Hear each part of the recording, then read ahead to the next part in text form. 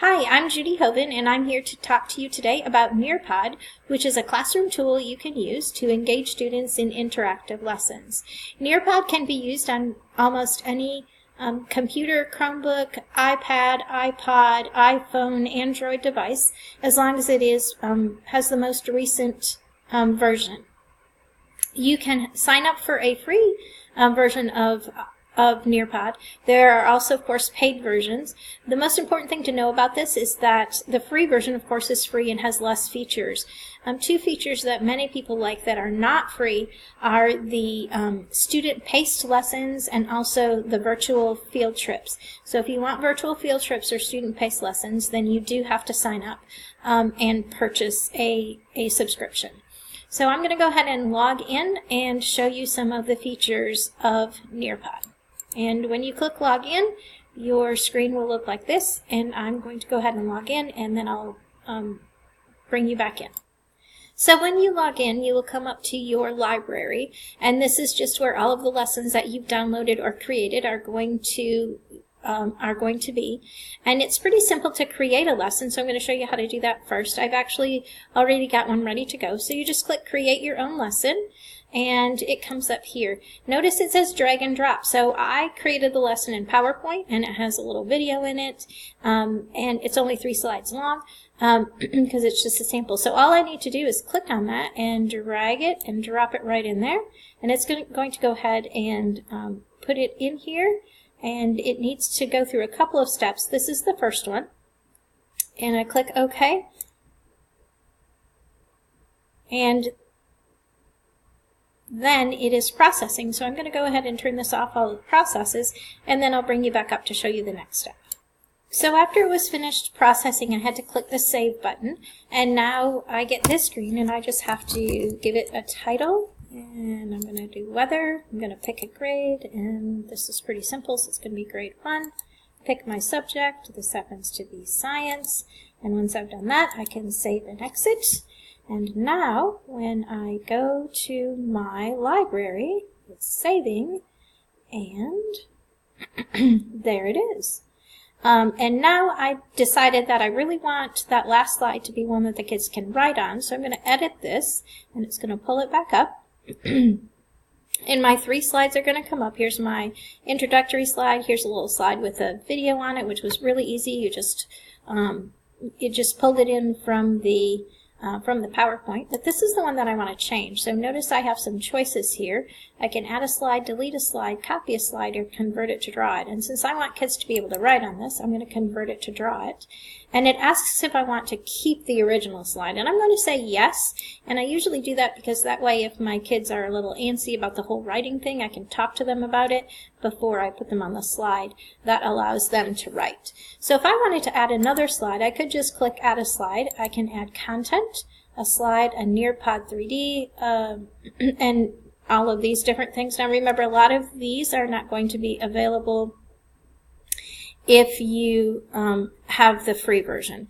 You can add web content, and there shows you how to do that. But you can also add an activity, an open-ended question, pairs, quiz, draw it, collaborate, poll, fill in the blanks, or a memory test. So you can do lots of things on this. But again, if you like the cute backgrounds, like this one has the little water drops, you really want to start with something else and pull it in and then edit from here. That's what I have found works best for me. So the next thing I want to show you very quickly is how you can find things that are already available. So we just click on Explore.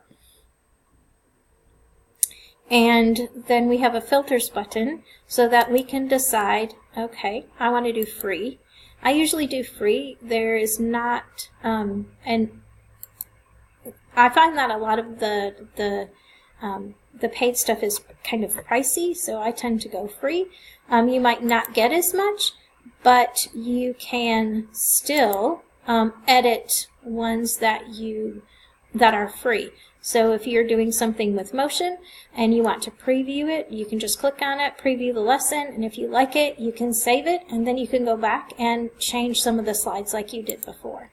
So this is really has some neat options. Even if you get a free version, you can still add to it or change it or tweak it for however it fits. Now remember, the virtual reality ones won't work on this. So the next thing I'm going to do is I'm actually going to show you the student's view of a lesson. So I'm going to log into my account that I use, and I'm going to log in on a different computer so that you will be able to see what the students see. So I'm going to do that right now, and hopefully when I come back, you'll be a student with me. Okay, so we are back to the opening screen. Now, on an iPad, which is what my students have, when they click the Nearpod button, it just comes up with a login thing where they enter the code. You can also see that here, or you can just put the code in right away. So it says your teacher will give you the code, and I have the code over here. It is TOASB, and I'm going to join. And then will ask me to put in a name, and my students will put in their names. Oh, I already joined this as under names, so that's why it comes up this way. Now, because you're looking at the student view, you can't see what the teacher will see, so hopefully I can arrange that and get you to be able to see that as well. So notice there isn't any way for me here to move to the next slide, but on the teacher view, I can click, and this is what the students would see. And I'm going to click to one where they would be able to write. So this is a draw it slide, and notice we have some tools down here that they would use. They're pretty self-explanatory. We have a pen, we have a highlighter, we have a text box, we have importing a picture, we have the erase button. We also have over here a place to submit, a place where you can erase everything. So say we were doing this and your teacher said to circle, and sometimes I let my kids pick the color, sometimes I tell them, depends on what we're doing, and even on a computer, which is what of course I'm using right now, they can still circle what they need to circle. So that's what the student's view looks like, and then I am going to show you hopefully what a teacher view looks like. So let me get that up. Okay, so now you're seeing what the teacher would see, and I have 3 students in my classroom. I've clicked down there. I can see I have Jan, and actually I have 2 Jans because I signed in twice, and then I have Sharon, and Sharon is the active one, so that's why she has a green button. And then, so I'm on slide 2 of 19. Here's a little preview of all my slides. And then you can show or hide the student names if you want. So when I advance this, and I'm going to advance it to the one where the students wrote, and let me go ahead and have my fake student over here answer some questions. Let me just change the color here. Put this one green. Erase this one. And the kids get pretty good about helping each other and working through things together quickly. So that works out very well. So while the students are working, you don't actually get to see what they've drawn, what they've written when they submit, and they can submit after each page. Then you can see what they've done. So here you can see that one Jan didn't answer, and Jan 2 did, and Sharon did.